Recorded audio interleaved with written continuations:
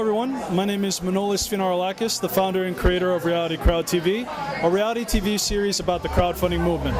Tonight I have the pleasure to be with Peter Weiss, the current marketing director of Bass Oil and Chemical LLC, and also one of the team members who helped develop the Red Bull cartoons, Red Bull Has Wings, for the internal communications that eventually made it on to their most famous advertising campaign. So Peter, thank you for joining us today. My pleasure. Yes, so I'm here with Peter, and we're specifically going to talk about crowdfunding, but he really works on one of the most important aspects of any kind of internet or traditional marketing campaign, which is the viral marketing aspect. So Peter, how did you get into the business of creating viral marketing? Well, viral marketing is one aspect of selling product. There's also physical product. Viral marketing helps support the selling of physical product. I'm involved in physical product. The current products that I'm involved in now are automotive lubrications. Very interesting. So automotive lubrications, you wouldn't immediately think viral when you hear automotive lubrications, but how are you approaching that particular industry and trying to make it hip and viral, and how are you approaching it? When we look at the multinational, large oil companies, consumers don't realize that a large portion of what they're paying for is advertising. It's not the lubricating fluids that go into their car.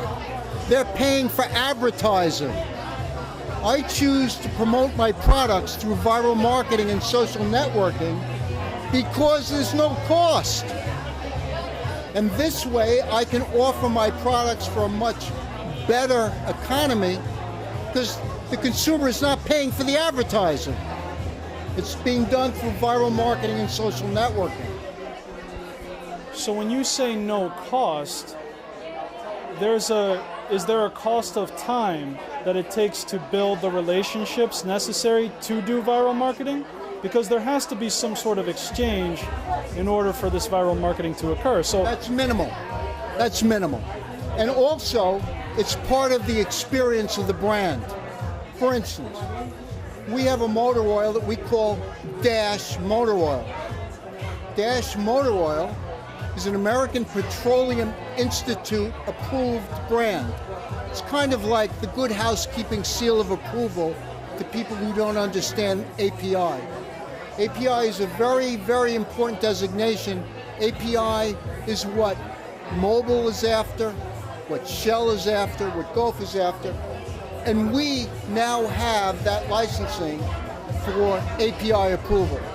What that tells the consumer is that beyond our own interest, an independent brand, an independent committee has deemed our motor oil as being very viable. It's number one. The large brands pay for advertising, and you see that on television, which is antiquated. Clearly, 1/3 of what the consumer is paying for is for their television advertising.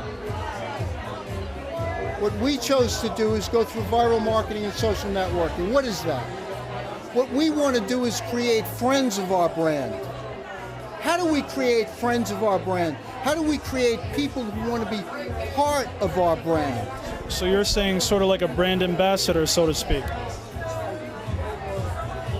My experience in 1999-2000, I had the benefit of meeting the people who began an energy drink in America that I had never heard of. And I had never heard of the advertising agency. This brand became Red Bull. The advertising agency is Castner & Partners. And what I learned is that if you create friends of the product, because the product is effective, because the product has experience, you will gain interest in your product.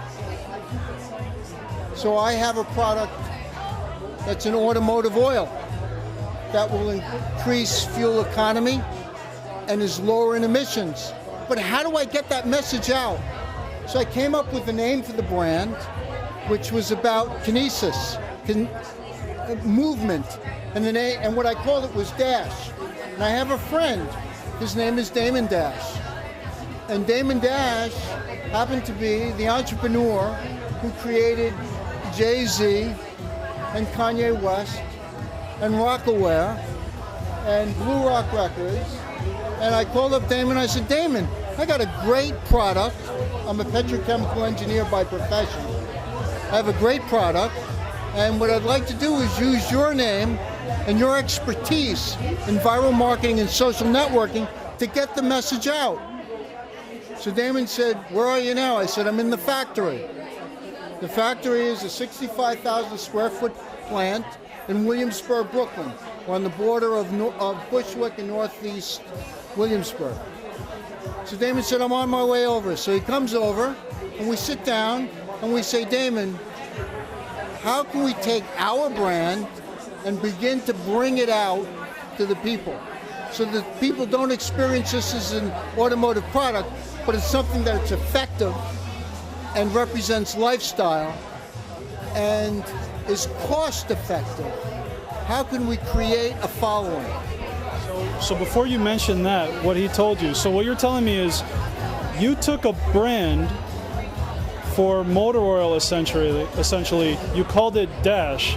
You happen to know Damon Dash, the gentleman who really made Jay-Z's Rockaware brand, and now he's on board with you to bring Dash motor oil to an international stage. Well, I'm on board with him. I'm not quite sure what it is. Okay, well that's amazing. So what did he recommend? How did he recommend to make it viral? So he said to me, listen, you have a warehouse. Let's clear out this warehouse and do events in your warehouse. And what I'm going to do is bring my new groups, my new DJs, my new rappers, and they'll perform in your warehouse. And we'll create a relationship and an experience around your product. And he said, but I warn you, your product better be good, because if it's not good, this whole thing isn't going to work. So he had to trust that you did the legwork to make the product good, to make it one of the best, and then he put all his experience in the viral marketing arena and all the experience he has in social networking to now make Dash a more popular name. So where did you start and how far have you gone with this partnership? For the first 35 years of my life, I owned textile mills. My products went into mostly a market where we use synthetic and natural fibers for the apparel trade. Synthetic fibers are all petrochemical based, so I have an extensive petrochemical background. I work for an investment group, and this investment group will come to me with various projects, and they'll say, Peter, we just bought a 65,000 square foot factory in Brooklyn that specializes in petrochemical products for automotive lubricants.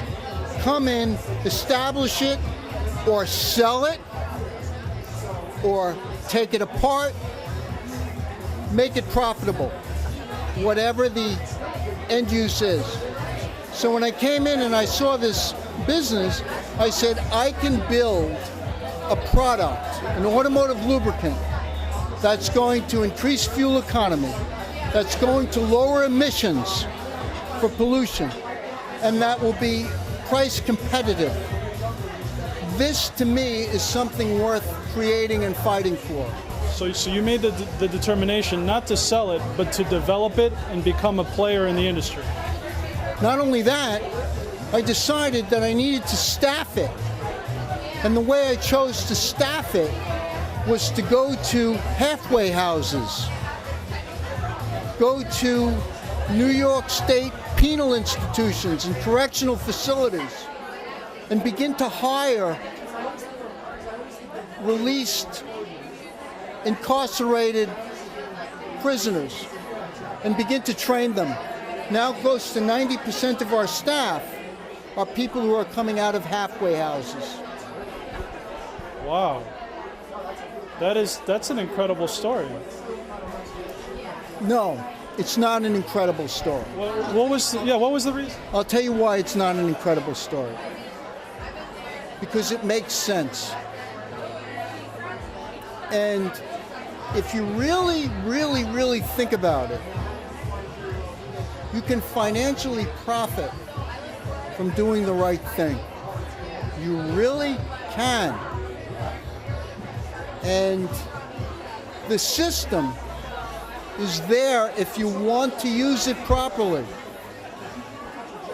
Yeah, there are going to be bumps. There are going to be problems. There's going to be confusions. There's a learning curve. But I really believe, and this is going to sound terribly corny, but I can prove that it works because we're profitable. This is a 3-year company. In other words, we bought a company that was 22 years old, whose business model, in my opinion, was questionable.